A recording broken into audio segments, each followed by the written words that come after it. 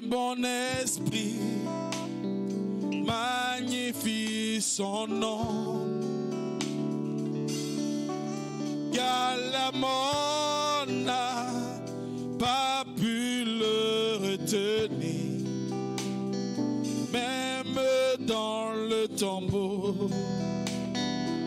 Jésus est Seigneur, oh, même dans le tombeau. Jésus est Seigneur. Mon âme bénit le Seigneur. Mon âme bénit le Seigneur. Et mon esprit magnifie son Saint-Nom. Et mon esprit Alléluia. magnifie son nom. Car la mort n'a pas pu le retenir. La mort n'a Le tombeau a été vaincu.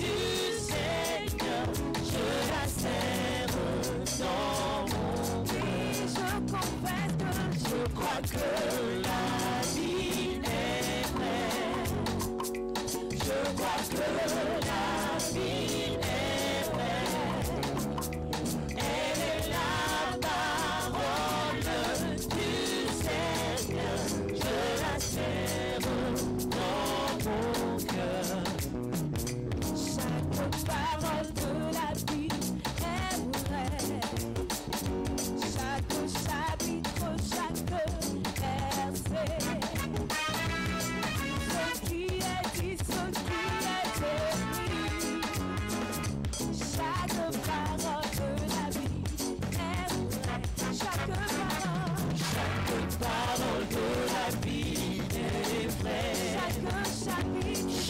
chapitre, chaque verset, tout ce qui est dit, ce qui est écrit, chaque parole de la Bible est vraie.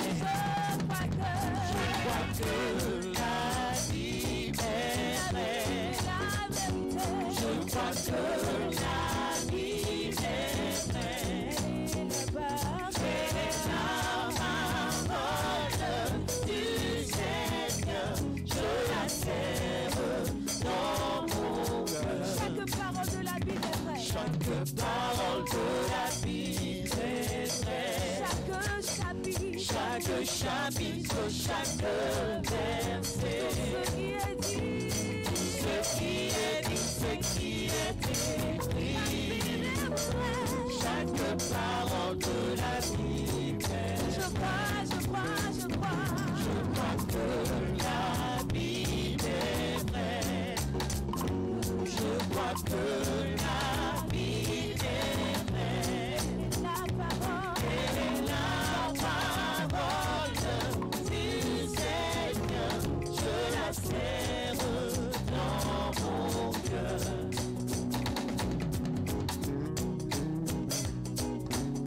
la Bible est la vérité.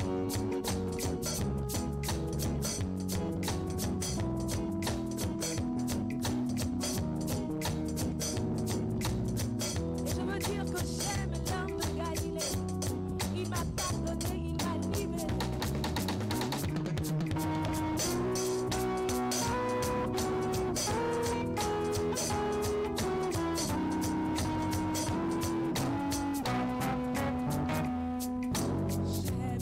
J'aime l'homme de Galilée. Oui, j'aime l'homme de Galilée. Mes fardeaux enlevés, mes péchés effacés. Oui, j'aime l'homme de Galilée. J'aime l'homme de Galilée. Oui, j'aime l'homme de Galilée. Mes fardeaux enlevés, mes péchés effacés. Oui, j'aime l'homme de Galilée. Oui, j'aime L'homme de Galilée. Oui, j'aime l'homme de Galilée. Les fardeaux enlevés, les péchés effacés. Oui, j'aime l'homme de Galilée. les fardeaux. Les fardeaux enlevés, les péchés effacés. Oui, j'aime l'homme de Galilée. J'aime l'homme de Galilée. Oui, j'aime l'homme de Galilée. Les fardeaux enlevés, les péchés effacés. Oui, j'aime l'homme de Galilée. Les fardeaux enlevés, les péchés effacés. Oui, j'aime l'homme de Galilée. Oui, j'aime. Oui, j'aime l'homme de Galilée. Oui, j'aime l'homme de Galilée. Les fardeaux enlevés, les péchés effacés. Oui, j'aime l'homme de Galilée. Les fardeaux enlevés, les péchés effacés. Oui, j'aime l'homme de Galilée. Les fardeaux enlevés, les péchés effacés. Oui, j'aime l'homme de Galilée. Les fardeaux enlevés, les péchés effacés. Oui, j'aime l'homme de Galilée.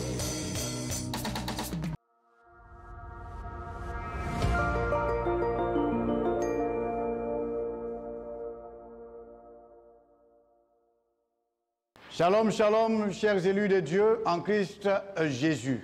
Bienvenue à l'église évangélique des Assemblées de Dieu de Cocody, Angré Temple, le Chandelier, où brille la lumière du Saint-Esprit à toujours.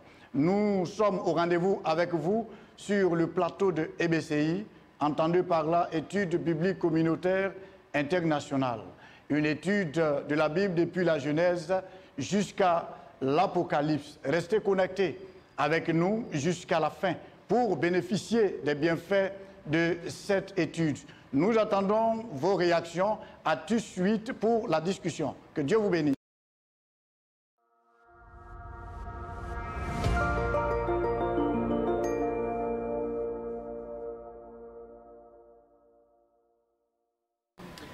Pour l'étude, nous ne sommes pas seuls. Nous sommes ce soir avec nos invités à qui nous donnerons la parole pour se présenter. Bonsoir, je suis le frère Bro Kwasi Jean. Je suis ancien à l'église évangélique des Assemblées de Dieu de Cocody Angré, Temple Chandelier. Bonsoir, je suis Madame Yeo Florentine, sous-directrice de l'Ecodim à l'église des Assemblées de Dieu d'Angré, Temple Chandelier. Bonsoir, je suis la sœur Nguessan Mélanie, membre du comité d'intercession de l'église des Assemblées de Dieu de Cocody Angré, Temple Chandelier. Bonsoir, moi c'est le frère Atta Isaac, je suis membre du bureau de la jeunesse. Ok, la présentation étant finie, nous allons prier puis confier le moment au Seigneur. Et je prie, notre Père et notre Dieu, nous bénissons ton nom, toi le Dieu vivant et vrai. Merci pour ce moment que tu rends encore possible, afin de nous entraîner à tes pieds pour mieux apprendre ta parole. Nous voulons que tu nous édifies pendant ce moment. Donne-nous, notre Dieu, d'apprendre, Seigneur, au cours de cette discussion, que ta grâce nous vienne et que tu ouvres l'entendement et l'esprit de chacun de nous, au nom de Jésus. Amen. Amen.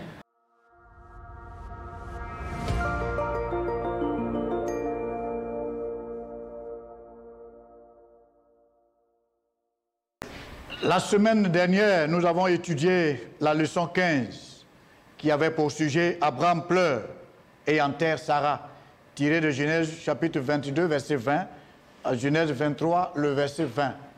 Pour ce jour, nous étudions la leçon 16 qui a pour sujet une épouse pour Isaac, dans Genèse chapitre 24. Une épouse pour Isaac, dans Genèse chapitre 24. Nous vous encourageons à lire ce passage et à l'étudier avec nous. Nous passons à l'étude du jour. Comme cela a été dit, nous sommes dans Genèse chapitre 24, une épouse pour Isaac. Le jour 1, la question suivante. Qu'est-ce que Abraham envoie faire son serviteur? Qu'est-ce que Abraham envoie faire son serviteur? Oui, Abraham voit venir l'heure de prendre ses dernières dispositions et d'assurer une postérité à Isaac, son fils. En plus des bénédictions matérielles de l'Alliance, nous constatons ici que Abraham envoie son serviteur dans sa patrie prendre une femme pour son fils. D'accord. Est-ce qu'il y a un additif ou une idée contraire? Moi, je vais ajouter quelque chose. Abraham confie une mission à son serviteur pour trouver une femme pour son fils Isaac, mais dans sa famille. Et cela est précisé dans Genèse 24 au verset 34. Exact. Abraham envoie son serviteur dans sa patrie trouver une épouse pour Isaac. La question 2. Quel genre d'épouse Abraham ne veut-il pas pour Isaac? Quel genre d'épouse Abraham ne veut-il pas pour Isaac? Oui. Abraham ne veut pas pour son fils Isaac une fille des Cananéens. D'accord. Mais pourquoi, selon vous, cette préoccupation pour Abraham? Cette préoccupation, on voit bien que le peuple cananéen, non seulement c'était des grands pécheurs, on peut parler ainsi. Et un peu plus tôt, quand le Seigneur faisait l'alliance avec Abraham, il a dit clairement à Abraham que les Amoréens, parlant de tous ceux qui habitaient à Canaan, ils n'avaient pas encore mis le comble à leur péché. C'est-à-dire, quand ils allaient mettre le comble à leur péché, la conséquence du jugement de Dieu allait s'en suivre. Ils allaient tous être exterminés un jour. Voilà, donc le Seigneur, plutôt Abraham, a bien voulu que son fils, voilà, ait une femme de sa patrie plutôt, voilà, que de ce peuple cananéen-là qui un jour allait être atteint par la colère de Dieu pour être détruit. Y a-t-il un additif? Ouais. Moi, je vais ajouter quelque chose. Abraham est préoccupé parce qu'il sait que son fils doit jouer un rôle central dans l'accomplissement des promesses de Dieu. Quand nous voyons dans Genèse 15, verset 16, et Genèse 17 à 19. Donc c'est pourquoi Abraham est préoccupé. Il veut que son fils soit celui-là même qui joue le rôle central dans cet accomplissement de ses promesses. D'accord. Donc Isaac doit prendre une épouse, pas parmi les filles des Cananéens, parce que un peuple idolâtre, un peuple qui ne connaissait pas Dieu, un peuple qui adorait d'autres dieux et qui devait subir plus tard le jugement des dieux. Donc Abraham voulait une femme dans sa patrie ou dans sa maison, ou une famille où il pouvait trouver une femme qui pouvait craindre Dieu et qui pouvait entrer dans le plan de Dieu. Que Dieu soit loué. Nous passons à la question 3. Le serviteur demande ce qu'il doit faire s'il ne trouve pas une femme qui va venir avec lui à Canaan. Comment Abraham réagit-il? Et pourquoi, selon vous, est-il si ferme? Oui. Abraham a envoyé son serviteur, et en envoyant son serviteur, on peut dire que c'est une lettre de mission qu'il a donnée à son serviteur. Et Abraham est très ferme. Abraham, comme nous le constatons dans la Bible, Abraham est le père de la foi. Ouais. Donc en envoyant son serviteur, il est ferme, il a foi que son serviteur trouvera la femme, une femme pour Isaac, son fils. D'accord. Mais pourquoi il est si ferme? Pourquoi? Est-ce que quelqu'un peut ajouter un additif ou bien est-ce qu'il y a une réponse contraire à ce qu'il a dit? Abraham est si ferme sur sa décision parce qu'il ne veut pas que son fils prenne une femme au milieu des Cananéens. Il était convaincu que le Dieu qu'il adore allait trouver une femme pour son fils au sein de sa patrie, précisément au sein de sa famille. Au sein de sa famille. Merci.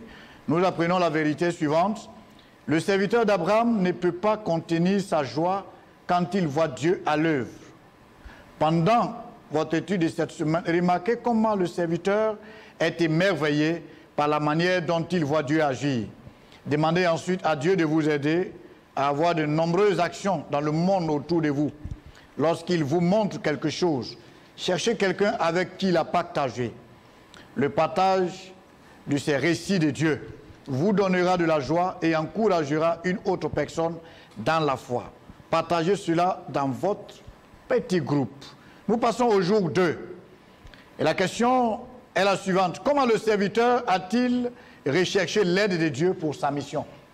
Le serviteur d'Abraham, comment a-t-il recherché l'aide de Dieu pour sa mission? Le serviteur a demandé l'aide de Dieu en consultant Dieu, en priant, en cherchant la face de Dieu. Quand nous voyons dans le verset, dans Genèse 24 au verset 12, il est dit, et il dit, l'Éternel Dieu de mon Seigneur Abraham, fais-moi, je te prie, rencontrer aujourd'hui ce que je désire et use de bonté envers mon Seigneur Abraham. Donc c'est la prière que le Nous serviteur... sommes au jour 2. Le serviteur demande à Dieu son aide. Question. Comment le serviteur a-t-il recherché l'aide de Dieu pour sa mission? Ici, le serviteur qu'Abraham a envoyé recherche l'aide de Dieu en consultant Dieu dans la prière.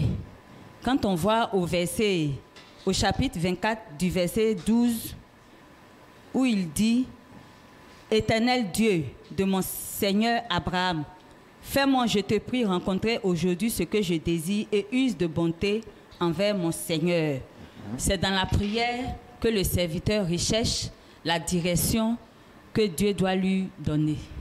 D'accord, oui. Oui, pour ajouter à ce que la sœur vient de dire, le serviteur a demandé à l'Éternel de le diriger dans cette tâche.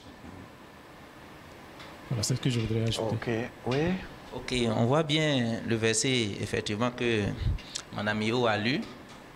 Le serviteur demande à Dieu de faire grâce à son Seigneur, Abraham, qui l'a envoyé. C'est comme si le serviteur basait sa prière sur ce qu'Abraham lui avait dit. C'est comme si vraiment, en priant, on se base sur les Écritures en disant « Seigneur, voici ce que tu as dit ». Et comme la Bible n'existait pas, le serviteur a entendu son maître parler, va, le Seigneur sera devant toi, il va envoyer son ange. Donc le serviteur a crié à Dieu, Dieu de mon Seigneur Abraham, fais grâce. Donc cette prière-là, il a basé sur vraiment ce qu'il a entendu de son Seigneur Abraham. Et Dieu était avec lui. Ok, oui, notre soeur. Le serviteur savait le Dieu qu'Abraham adorait. Il savait que c'était un Dieu qui répondait aux prières. Donc le serviteur va poser l'action que son maître, qu'il a vu son maître poser, chaque fois prier son Dieu. Donc le serviteur va prier le Dieu d'Abraham pour le conduire dans sa quête, en lui demandant un signe. Ok. Donc le serviteur, en un mot, a prié, a demandé l'aide de Dieu par la prière. Très bien. Question numéro 5. Comment Dieu a-t-il répondu à la prière du serviteur? Oui. Lorsque nous lisons, nous voyons le verset 15. Il est dit, il n'avait pas encore fini de parler que sortit sa cruche sur l'épaule Rebecca, née de Bethuel, fils de Milka, femme de Nacor, frère d'Abraham. Alors donc nous constatons que Dieu a répondu à cette prière, puisqu'il a dit ici qu'il n'avait pas encore fini de prier, et une jeune fille apparaît, Rebecca. D'accord. Oui. Moi, je vais ajouter quelque chose. Dieu a répondu immédiatement, promptement, à la requête du serviteur,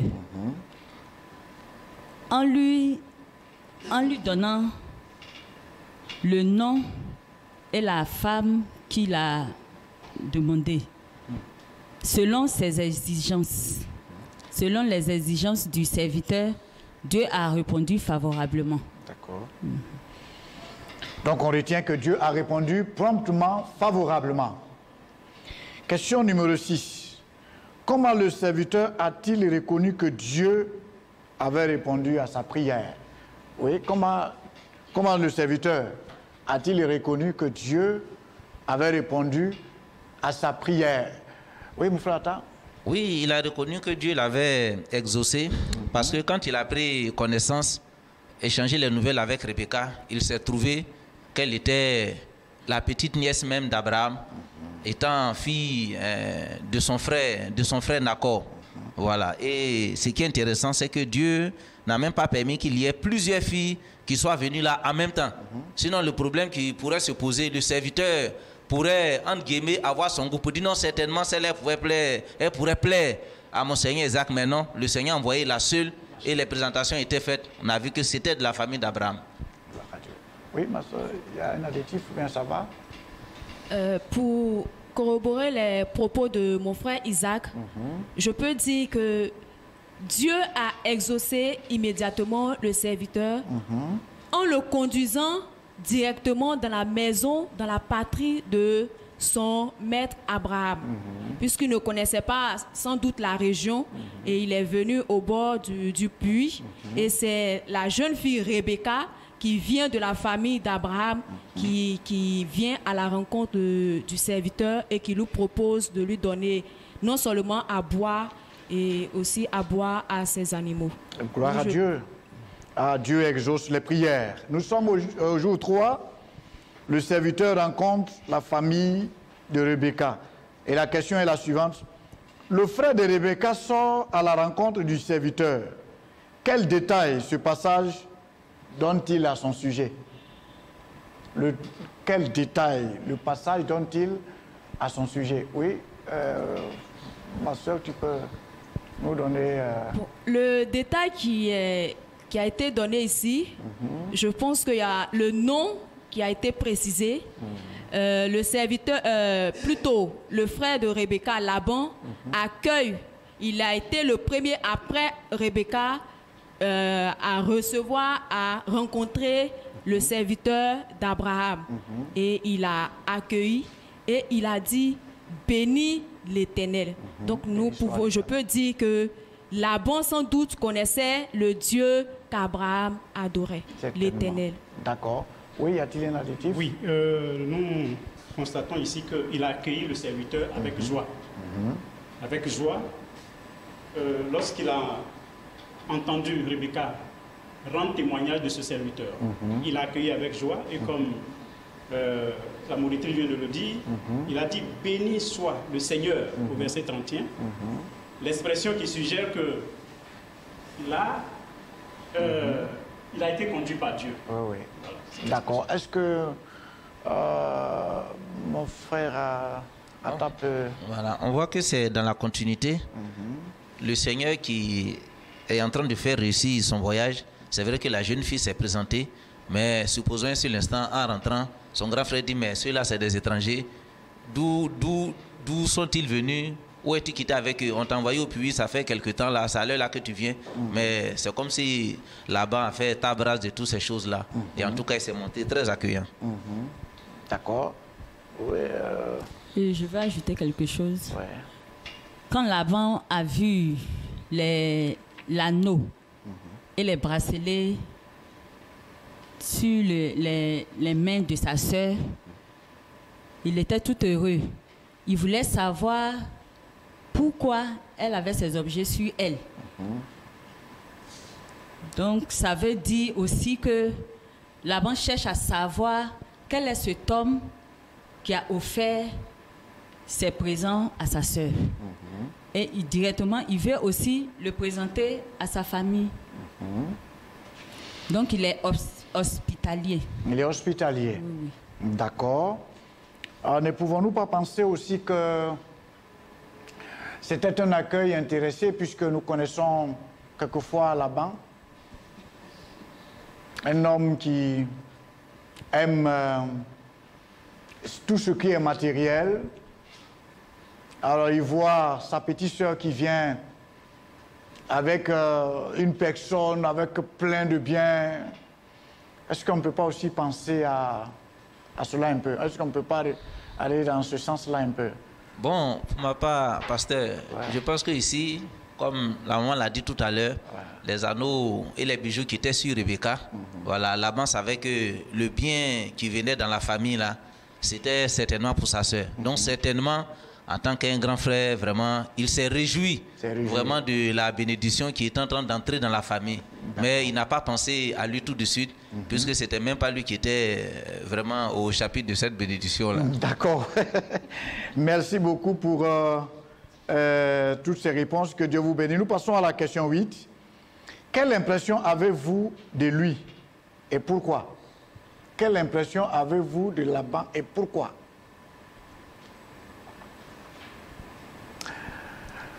Oui, on va commencer par ancien, oui. D'accord, allons-y. Nous pensons que Laban est un homme hospitalier parce qu'il est sorti au devant du serviteur d'Abraham et il lui a demandé de venir à la maison parce qu'il a déjà préparé un endroit pour lui et ses animaux. D'accord. C'est ce que je peux retenir. D'accord. Mon frère, attends, tu peux... Oui, on voit vraiment que Laban est très serviable.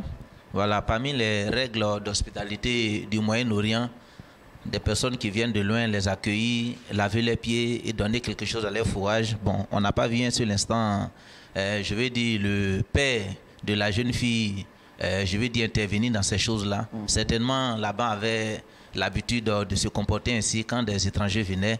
Et vraiment, il n'a pas fait entorse à ce principe, voilà, ce principe d'hospitalité de chez eux. D'accord. Oui. Donc il a le sens de l'hospitalité, comme la Bible dit. d'exercer l'hospitalité. En l'exerçant, certains ont logé des anges sans le savoir. Donc Laban est hospitalier. Hospitalier, d'accord. D'accord, nous passons à la question suivante, question 9. Le compte rendu du serviteur au sujet de sa recherche montre-t-il sa foi et son profond respect pour Dieu? Est-ce que le compte rendu du serviteur au sujet de sa recherche montre sa foi et son respect pour Dieu? Oui, ancien. Alors, ce compte rendu qu'il a fait montre effectivement sa foi et son respect pour Dieu. Parce qu'au verset 48, il est dit, au verset 48, lorsque nous lisons ce passage, il dit, « Puis je me suis incliné et prosterné devant l'Éternel, et j'ai béni l'Éternel, le Dieu de mon Seigneur Abraham, qui m'a conduit fidèlement, afin que je prisse la fille du frère de mon Seigneur pour son fils. » Là, il est reconnaissant en Dieu. Il s'incline. Alors, donc, il a un respect, un profond respect pour Dieu. Il a un respect pour Dieu. Oui. Moi, je vais ajouter quelque chose. Le serviteur a reçu des instructions de la part de son maître, Abraham.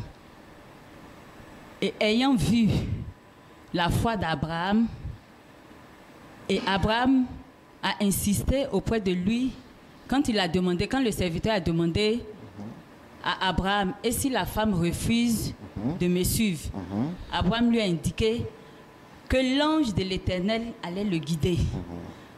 Donc quand on voit les dits d'Abraham, on peut conclure que le serviteur a eu la même foi que son maître, puisque son maître lui a déjà donné sa foi.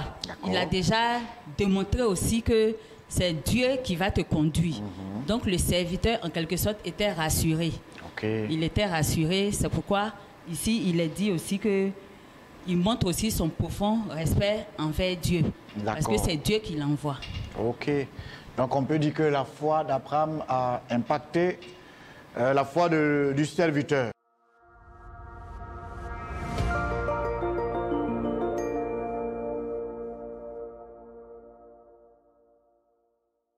Très bien, nous passons au jour 4. Le serviteur demande à voir Rebecca. Et la question 10, qu'est-ce que le serviteur demande à Laban et à Bethuel de faire? Qu'est-ce que le serviteur demande à Laban et à Bethuel de faire? Oui, notre sœur, qu'est-ce que le serviteur demande à Laban et à Bethuel de faire? Au verset 49, le serviteur dit, « Maintenant, si vous voulez user de bienveillance et de fidélité envers mon Seigneur, déclarez-le moi. Sinon, déclarez-le moi et je me tournerai à gauche ou à droite. » Donc ici, le serviteur demande à Laban et à Bethuel s'ils sont d'accord pour qu'ils prennent Rebecca comme épouse pour le fils de son maître Abraham. D'accord. Oui, Fata, est-ce que tu as... Oui, le serviteur d'Abraham, c'est qu'il demande au père de la jeune fille et à son frère. Bon, en fait, c'est dans la continuité de faire réussir son voyage. Sachant que même si la jeune fille, dans son cœur, elle était prête à se marier, sans l'aval de son géniteur, voilà, ça ne pouvait pas avoir lieu. Donc le serviteur directement, il demande au père et au frère de la jeune fille, est-ce que c'est possible? Est-ce qu'ils accèdent à sa demande? Voilà, pour que certainement en retournant, voilà, ils puissent, en tout cas, elle puisse aller avec eux pour que son voyage soit réussi. D'accord. Ok. Oui. Ben, le serviteur demande à Laban et à Bethuel de donner une suite à sa requête. C'est ça. Une suite à sa requête. Oui. Qui constitue la main de Rebecca. Il faut demander, il demande la main de Rebecca pour repartir. Gloire à Dieu. Question 11. En quoi sa requête dans le verset 49 est-elle similaire à ce qu'il a dit dans les versets 12, 14 et 27. Et qu'est-ce que cela vous montre au sujet de sa motivation en tant que serviteur? En tant que serviteur.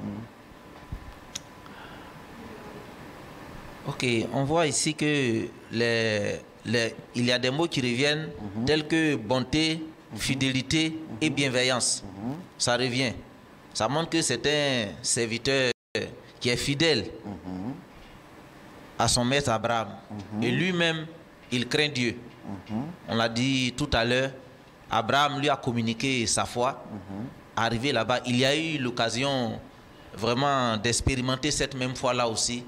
Voilà, on voit que les mêmes mots reviennent. La fidélité, la bonté et la bienveillance. D'accord. Est-ce que ça va? D'accord. Oui, ce serviteur s'attend toujours à l'intervention de Dieu. Puisqu'il croit en Dieu, il a foi en Dieu, comme son Seigneur Abraham. Et il se soumet toujours à sa direction, ce serviteur. Se met toujours à sa direction. À sa direction. Ok. Oui, vous n'avez pas d'additif. Ok.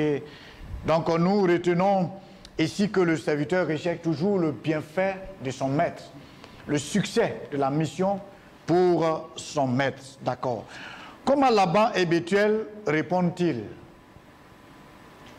Comment Laban et Bethuel répondent-ils? Oui, au verset 50, Laban et Bethuel disent que c'est de l'Éternel que la chose vient. En d'autres termes, c'est la volonté de Dieu et nous ne pouvons te parler ni en mal ni en bien. Ils disent que c'est la volonté de Dieu. C'est la volonté de Dieu. Ok. Je vais ajouter quelque chose. Laban et Bethuel attestent que le Dieu d'Abraham est celui-là qui est fidèle. Il est celui-là qui répond à nos attentes. Comme il est dit, tout vient de l'Éternel.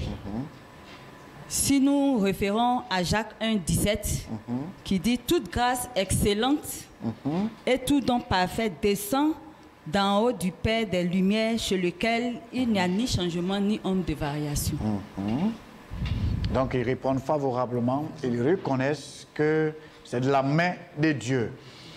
D'accord, question numéro 13. De quelle manière la famille montre-t-elle de la considération pour Rebecca? De quelle manière la famille de Rebecca montre-t-elle sa considération? Est-ce que... Oui, on va commencer par vous. La famille de Rebecca, voyant cette bonne nouvelle dans leur famille, ils sont très contents. Et ils ne veulent même pas laisser leur fille partir. C'est pourquoi le serviteur a demandé, est-ce qu'on peut lui accorder au moins 10 jours 10 jours encore pour pouvoir encore rester avec la famille, le temps de les laisser partir. Ils montrent de la considération pour leur fille. Pour leur fille.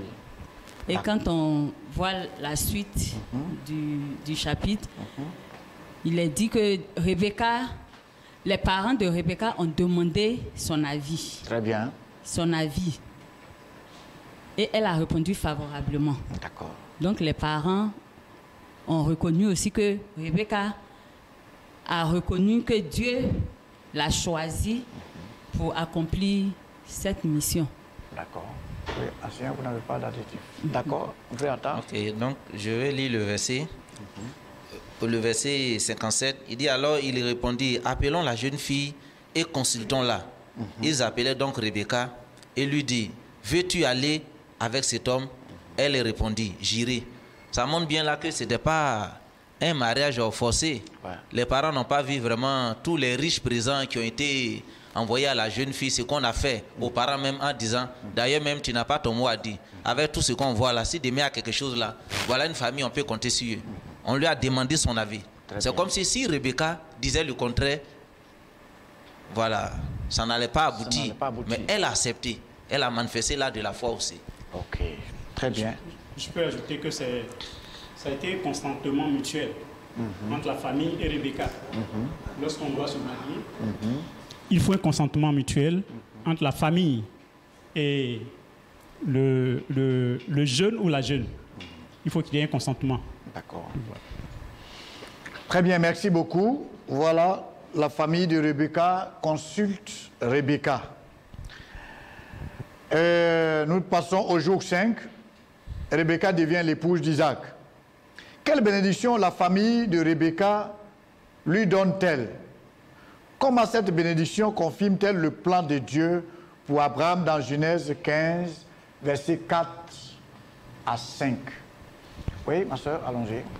Quand nous prenons le chapitre 24, au verset 60, il est dit, « Il bénit Rebecca et il dit, « Ô notre sœur, puisses-tu devenir des milliers de myriades et que ta postérité possède la porte de ses ennemis. » Ici, la famille de Rebecca ne connaissait pas la promesse que le Dieu d'Abraham lui avait faite. Et là, ils viennent encore rappeler cette promesse. Promesse que Dieu avait faite à Abraham de lui donner une multitude de postérités. Et voici que la famille de Rebecca bénit Rebecca en lui disant que tu seras une mère des milliers de familles. Amen. Donc nous voyons ici que la promesse de Dieu se confirme par les paroles des parents de Rebecca. Formidable. Oui, est-ce que mon frère t'a... Oui, on voit ici vraiment que les parents de Rebecca ont joué leur rôle. C'est qu'on entend dire la bénédiction des parents, la bénédiction des parents. C'est de ça qu'il s'agit. La jeune fille est en train de partir et les parents déclarent vraiment des paroles de bénédiction très fortes, des paroles prophétiques, des paroles qui toucheraient même les générations après, comment dirais-je, après eux. Et certainement, c'est parce que Rebecca était une bonne fille qu'elle a reçu vraiment toutes ces bonnes paroles-là. Donc, en tant que des enfants, ceux qui ont encore la chance et la grâce de voir leurs parents, en tout cas, il faut tout faire pour que vraiment les parents soient contents de nous. Pour que quand il y a des occasions de mariage comme ça, tout ce qui est comme parole que ces parents prononcent, le Seigneur est d'accord avec ça. Il accorde la grâce. Et on voit bien que devant, Isaac a eu à implorer l'Éternel parce que Rebecca n'arrivait pas à concevoir. Mais le Seigneur n'a fait qu'écouter, je veux dire, le jeune homme Isaac. Pourquoi? Parce que même les parents de la jeune fille avaient déjà béni. Donc ces entrailles ne pouvaient qu'être des entrailles de fécondité. D'accord. La bénédiction que j'appelle la bénédiction d'adieu de ses parents ressemble quant à la forme à la bénédiction que Dieu avait déjà donnée à la postérité d'Abraham dans Genèse chapitre 22, verset 17. Il est dit, « Je bénirai et je multiplierai ta postérité comme les étoiles du ciel et comme le sable qui est sur le bord de la mer. Et ta postérité possédera la porte de ses ennemis. » Voilà. Voilà. Oui. Moi, je voulais ajouter quelque chose. Quand on lit le chapitre 15, comme il est dit ici, chapitre 15, Genèse 15, versets 4 à 5, il est dit, l'héritier est celui qui sortira de tes entrailles, qui sera ton héritier. Compte les étoiles, telle sera ta postérité. C'est-à-dire que depuis Abraham, savait déjà que la bénédiction qui lui accorderait devrait passer par Isaac, son fils. Et Isaac devait avoir une épouse. Il ne peut pas seul concevoir. Non. Donc il fallait que Rebecca soit l'épouse choisie par Dieu pour accomplir cette mission. Ok. Voilà, donc nous passons à la question 15. Qu'est-ce que le serviteur rapporte à Isaac? Qu'est-ce que le serviteur rapporte à Isaac? Question 15. Oui, ancien, on va commencer. Alors, le serviteur raconte à Isaac tout ce qui s'est passé. La mission, comment la mission s'est déroulée. Et il a tout raconté à Isaac. Okay. Comment Dieu l'a dirigé dans ce choix. Dans son choix. Oui, est-ce qu'il y a un additif ou bien ça va, c'est la même chose. D'accord. Donc nous passons à la question 16. À votre avis, quel détail Isaac aurait-il trouvé plus encourageant dans le compte rendu du serviteur? Quel détail Isaac aurait trouvé? Bon, pour ma part, le fait que le serviteur d'Abraham, avant même qu'il ne finisse sa prière, la première jeune fille qui est venue, toutes ces paroles-là ont été accomplies, il a vu, et vraiment ça a été ça. C'est-à-dire il n'a même pas eu à faire le choix entre deux, la toute première. D'accord, donc ce détail aurait touché Isaac, oui, ma soeur? Je pense la confiance du serviteur en Dieu et puis les bénédictions de la famille de Rebecca. De Rebecca, ok, d'accord. Moi, je veux dire, le serviteur a fait un bon travail. Isaac le reconnaît parce que c'est son papa qui a mandaté le serviteur d'aller accomplir la mission. Donc, c'est dit que tout le travail que le serviteur a accompli réjouit le cœur d'Isaac parce qu'il a vu son épouse. Ok. Oui. Il y a également l'accomplissement du signe que le serviteur a demandé. Ce signe, cela a marqué aussi Isaac parce qu'à l'époque, les femmes, à l'époque, donnaient à boire aux étrangers qui arrivaient au puits.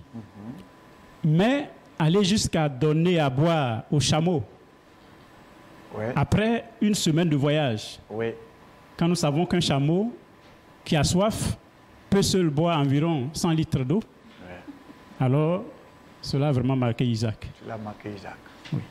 Donc, il y a tellement de détails très très importants, mais nous retenons ce qui a été dit, que la gloire revienne au Seigneur. Nous disons ceci pour appliquer la vérité. Notre verset à retenir indique: confie-toi en l'Éternel de tout ton cœur et ne t'appuie pas sur ton intelligence, reconnais-le dans toutes tes voies et c'est lui qui aplanira tes sentiers.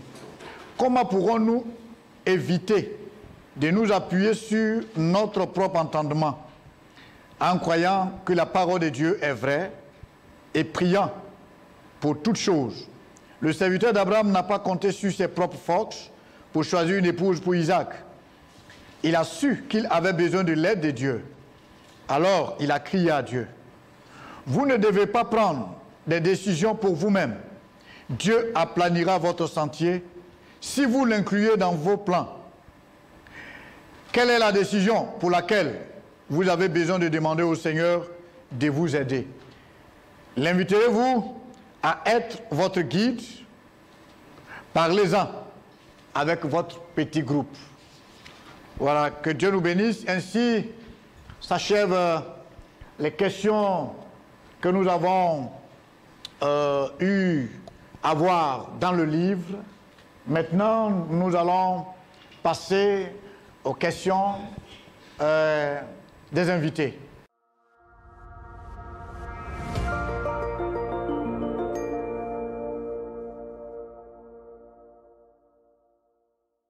Comme signifié, à présent, nous passons à la rubrique de questions et vérités bibliques. Mais nous commençons par les questions. Oui, Ancien Brou, pour votre question. Ma question est tirée du verset 2b du chapitre 24. Que peut signifier l'expression « Mais je te prie ta main sous ma cuisse et je te ferai jurer par l'Éternel ». Mais je te prie la main sous ma cuisse et je te ferai jurer par l'Éternel. Oui. Moi, je voudrais répondre. Cette expression, pour moi, veut dire qu'Abraham demande à son serviteur de prêter serment par rapport à la mission qu'il aura à accomplir. Il veut savoir si le serviteur sera à la hauteur. Oui. D'accord.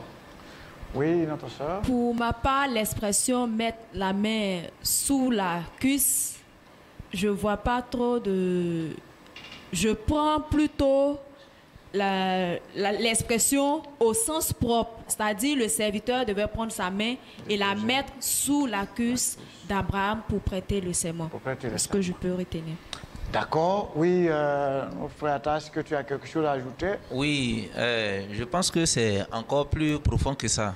Mettre la main sous la cuisse. En fait, Abraham, le patriarche, demandait à son serviteur de toucher la partie intime. De toucher la partie intime pour que son engagement, son serment soit solennel. Parce que c'est vrai, c'est les femmes qui accouchent, qui mettent les enfants au monde, mais c'est l'homme qui engendre. C'est l'homme qui engendre. Ouais. Pour dire que ce geste-là, il s'engage envers et Abraham et toute sa postérité après. Oui. La preuve, le serviteur là a appelé Isaac du vivant d'Abraham et Rebecca lui a demandé qui est cet homme-là. Voilà. Il dit c'est mon maître. C'est mon maître, c'est mon Seigneur. C'est mon Seigneur. Oui. Effectivement, c'est la meilleure réponse. Le serviteur devait déposer la main sur les parties intimes, prêter serment. Abraham était en train de lui dire que c'est de là qu'est venu le petit pour qui tu pars en mission. Si tu as fait erreur, c'est dangereux. Le vieux n'a pas eu honte de le faire parce que, c'est comme ça il fallait réagir. Donc, quelquefois, il y a des actions puissantes comme ça dans la parole de Dieu qu'il faut comprendre, qu'il faut connaître. Béni soit Dieu. Oui, la deuxième question, Madame Yo. Moi, ma deuxième question est la suivante. Faut-il toujours se fier aux signes dans le cadre du mariage, dans le cadre du choix du conjoint? Voilà. C'est vrai, aujourd'hui, il y a tellement de signes. J'ai rêvé, j'ai vu vision audible, j'ai vu la femme, je l'ai attrapée, on marchait, tout ça. Bon, que dites-vous? Est-ce qu'il faut toujours se fier aux signes?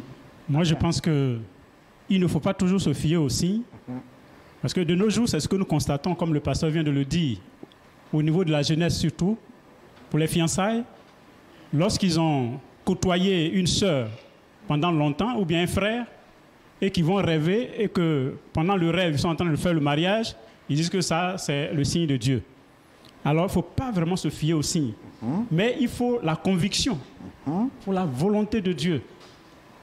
La volonté de Dieu. Vous voyez là, Isaac, pour le choix de sa femme. Quand Isaac a vu, d'abord de loin, quand Isaac a vu Rebecca, Isaac avait cette conviction-là. Donc il faut la conviction. Parce qu'on peut avoir un signe et ne pas avoir la conviction. Très souvent, pour nous qui appartenons au comité de suivi des fiancés, il y a des couples qui disent qu'ils ont eu un signe. Et quand ils voient le frère ou la sœur, ils n'ont pas la paix du cœur, ils n'ont pas la joie, ils ont une crainte. Voyez-vous. Donc c'est pourquoi je dis qu'il ne faut pas se fier aux signes, mais il faut une conviction. Alors je voudrais donner un tout petit témoignage par rapport à la conviction. Une année, j'étais dans une ville et il y avait un frère qui était dans cette ville et il a fait plusieurs échecs dans ses fiançailles. Je lui ai parlé d'une sœur qui n'avait jamais vu une sœur qui vit chez un pasteur. Mais le frère a appelé la sœur tout simplement. Il ne s'était pas encore vu. Mais le frère a senti cette conviction-là, profonde, que c'est Dieu qui le guidait. Oui. Et effectivement, le frère et la sœur se sont mariés dans le Seigneur, le frère ancien. Ils ont fait des enfants qui ont grandi, des enfants qui se sont mariés. C'est pourquoi je dis il faut une conviction. Conviction. Voilà, les rêves, il faut faire très attention aux rêves. Ouais. D'accord, est-ce que notre frère a quelque chose à ajouter? Tout juste un petit détail. Voilà, quand on veut se marier, c'est vrai, on peut prier, rechercher la volonté de Dieu, faire attention aux signes, mais je pense que les qualités humaines et les valeurs morales, nous ne devons pas les oublier. Les signes que le serviteur d'Abraham a demandé pour la femme d'Isaac, nous voyons une femme qui est serviable. L'Ancien le disait tout à l'heure, les chameaux ne boivent pas un verre d'eau ou 2 verres d'eau. Et en même temps, la cruche, certainement que Rebecca avait pour puiser l'eau, ça ne pouvait pas prendre 50 litres à la fois. Non, c'est une jeune fille, elle est fragile. Donc puiser de l'eau, donner à tous ces étrangers-là et à tous les chameaux, je ne crois pas qu'ils aient seulement un seul chameau pour le voyage. C'était plusieurs. Leur donner à boire, ça parle vraiment des qualités humaines. Ce n'est pas du coup qu'elle a appris à faire ça. C'était dans ses habitudes. Pour pousser un peu plus loin dans le Nouveau Testament, ça parle des fruits de l'esprit. Les dons de l'esprit, d'accord, mais les fruits de l'esprit, voilà, dans la Bible, le Seigneur dit il y a des personnes qui vont voir les dons de l'esprit et qui seront perdues, mais jamais on a cité ceux qui vont manifester ces fruits de l'esprit-là, se retrouver de l'autre côté là-bas. C'est pas possible. Ok, d'accord. Oui, est-ce que notre soeur, ça va? Très bien. Je voudrais également ajouter, pour dire que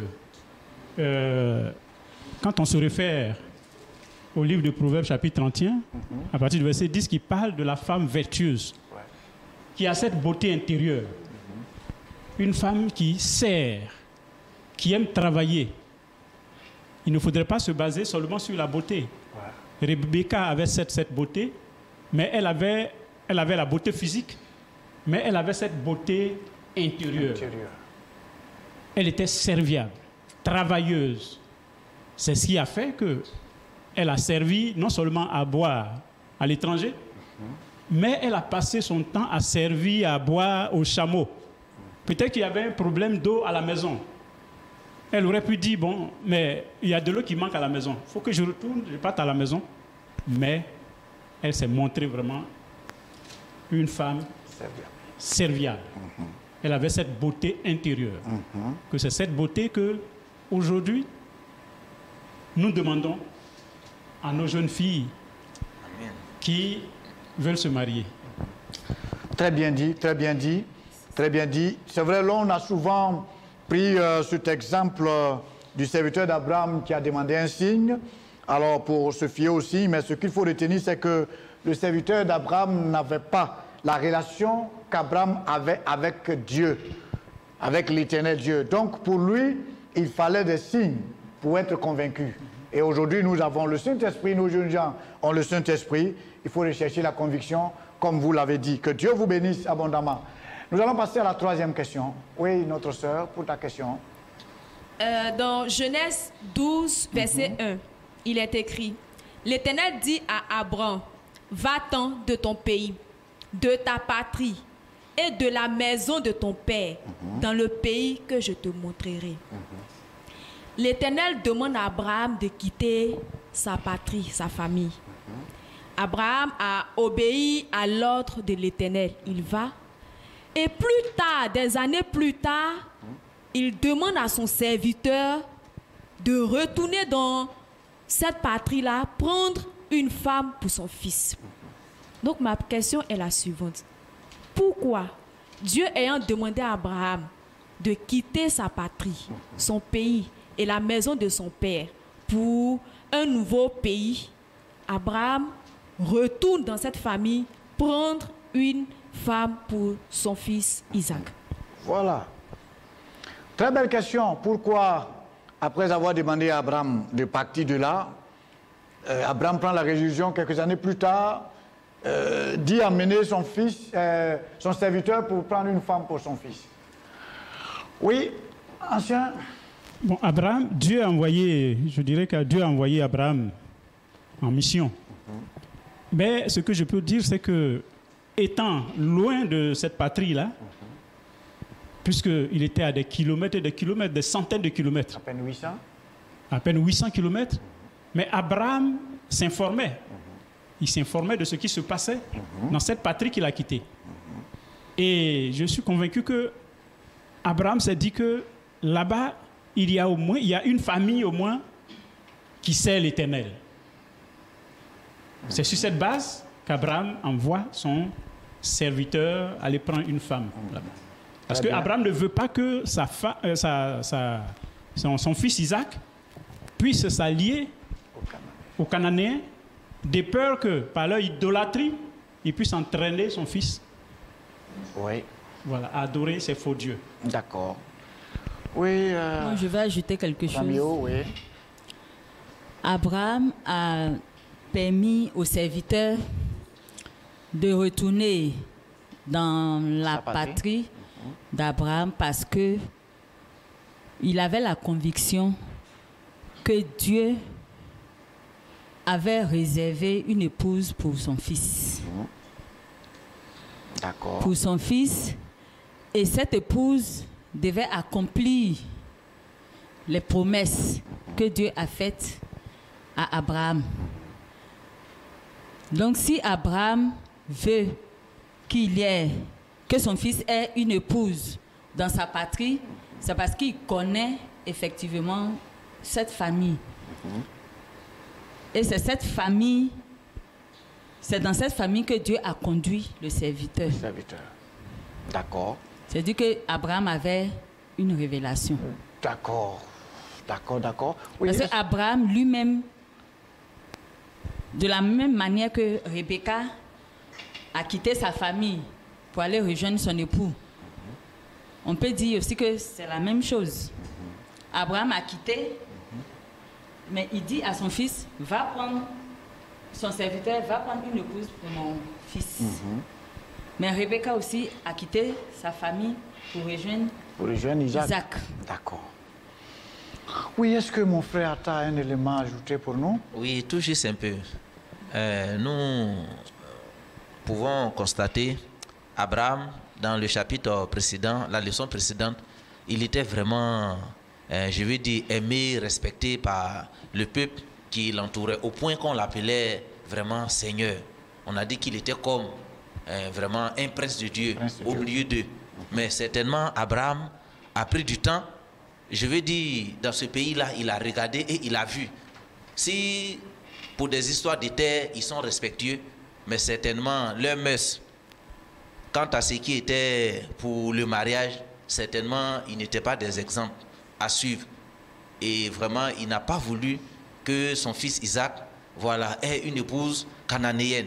Et certainement, Isaac qui avait environ 40 ans, il a certainement dû être consulté aussi. Peut-être qu'il y a des jeunes femmes, des jeunes filles qui avaient des vues sur lui, mais certainement Isaac lui-même, voilà, le comportement de ces jeunes filles-là, voilà, n'était pas du tout de son goût. Et nous pensons que Dieu qui conduit toutes choses, certainement, Rebecca a été apprêtée. Rebecca a été apprêtée. Quelque part, il est dit dans 2 Chroniques 16:9 que l'Éternel parcourt toute la terre du regard pour soutenir ceux dont le cœur est tourné vers lui. Or, 2 Chroniques, c'est l'Ancien Testament. On n'a pas dit l'Éternel regarde dedans à Beersheba dans Israël. Il dit toute la terre. Toute la terre, en son temps, Dieu déjà, on disait Dieu était le Dieu d'Israël, mais toute la terre lui appartient. Il regarde partout la terre. Celui qui a un cœur disposé là, le Seigneur peut le prendre pour accomplir son dessein. Et certainement, c'est ce qui a joué en faveur du choix de Rebecca, qui est venue en tout cas vraiment de si loin. Comme vous l'avez si bien dit, de 800 km, c'est pas la porte d'à côté. C'est vrai. D'accord. Vraiment, merci beaucoup pour toutes ces réponses. Et ce que nous pouvons ajouter à cela, c'est que au moment où Abraham disait, l'Éternel disait plutôt à Abraham de quitter sa patrie pour partir, l'Éternel n'était pas en train de dire que sa famille qui laisse est mauvaise, mais en l'envoyant à Canaan, l'Éternel était en train de chercher un territoire plus grand, un lieu plus grand pour sa descendance future. Donc, il retournait pour aller prendre une femme, était dans le plan de Dieu. La preuve est que lorsque le serviteur a prié, Dieu a fait venir Rebecca et Isaac a été convaincu, le mariage a eu lieu et le nom du Seigneur a été glorifié. Que Dieu vous bénisse. Nous allons passer maintenant aux vérités bibliques. Alors, quelles vérités bibliques avons pu avoir dans toutes ces réflexions? Juste deux vérités bibliques, oui. Ok, comme vérité biblique, ici, ce que j'ai pu noter, le mariage, c'est comme un engagement vers l'inconnu qui requiert qu'on laisse Dieu nous orienter pour ne pas avoir des regrets après. Parce que dans les moments de joie, il y a une attitude, ceux qui sont dans le Seigneur doivent avoir. Il y a des personnes qui ne supportent pas la bénédiction. Quand la bénédiction est là, la bénédiction matérielle et financière, il y a des personnes en tout cas qui souvent, malheureusement, font des vagues. Il ne faudrait pas le faire. Et quand les temps d'épreuve arrivent, il y a des paroles qu'on ne devrait pas entendre du tout du conjoint ou de la conjointe. Mais si le Seigneur ne nous conduit pas pendant la fondation de ce foyer-là, devant, on peut voilà, certainement se brûler. D'accord. Oui, oui, il faut non seulement se laisser conduire par Dieu, mais dans le mariage, moi je dis qu'il faut choisir un conjoint ou bien une conjointe qui a la même confession de foi que nous. Il ne faut pas se dire que je vais prendre au dehors pour que Dieu puisse convertir la personne. Abraham a insisté. Il a dit à son serviteur, va dans ma patrie, va dans ma maison. Alors donc, nos jeunes gens doivent faire très attention. Avant de choisir, il faut choisir un conjoint ou bien une conjointe qui a la même confession de foi. D'accord. Voilà, nous voici en train d'aller allègrement vers la fin. Mais ceci...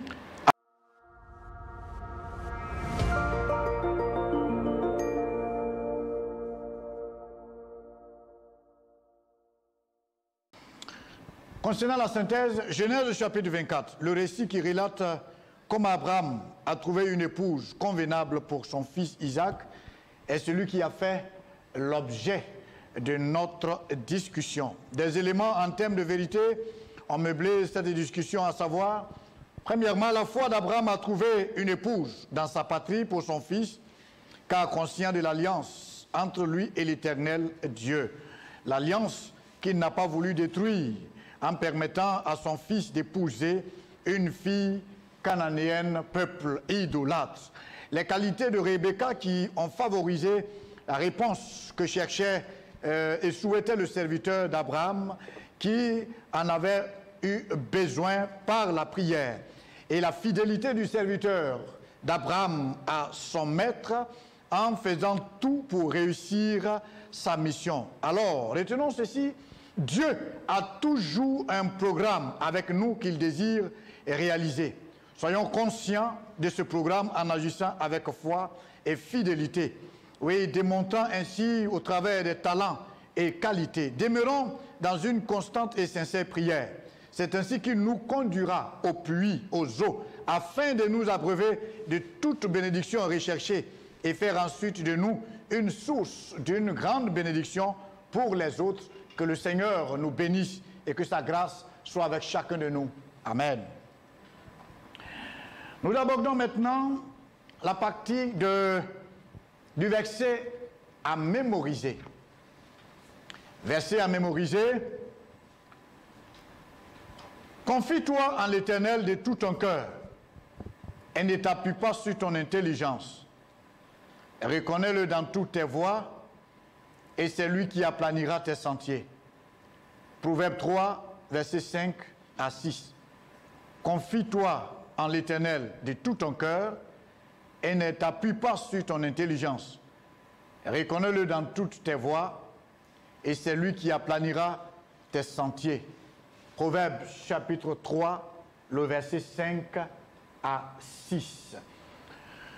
La semaine passée, nous avons eu une question d'internaute où il avait été obligé d'acheter le terrain pour inhumer sa femme Sarah, sachant que Dieu lui avait fait la promesse de lui donner le territoire de Canaan.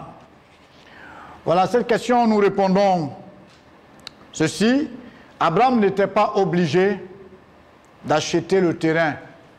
Cependant, Abraham opte pour l'achat pour des raisons suivantes. Premièrement, par respect pour la mémoire de son épouse qu'il a tant marquée. Deuxièmement, pour garder sa dignité au sein de ce peuple qui voyait en lui un prince, mais aussi pour s'enraciner de façon prophétique afin de posséder définitivement le territoire de Canaan. Suite à cette question, à la réponse à cette question, nous donnons une autre pour la semaine prochaine. Au verset 63 du chapitre 24, qui a fait l'objet de notre étude, il est dit ceci. Un soir qu'Isaac était sorti pour méditer dans les champs, il leva les yeux et regarda.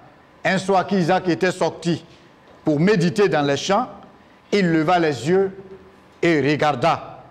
Donnez le genre et l'objet de cette méditation. Donnez le genre et l'objet de cette méditation.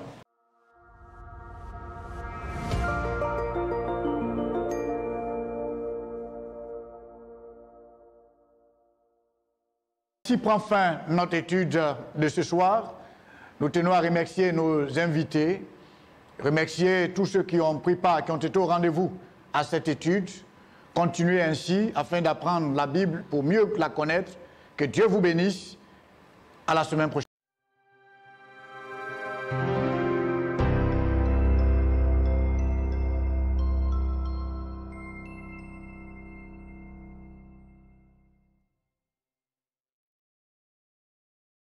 La Bible déclare dans le livre de Proverbes chapitre 10, le verset 22, « C'est la bénédiction de l'Éternel qui enrichit et ne la fait suivre d'aucun chagrin. » Bonjour bien-aimés frères et sœurs du Chandelier. Voici présenté de façon succincte le programme de l'Église. Ce mardi 12 mai 2020, réunion d'évangélisation et d'exhortation de 18h30 à 19h30.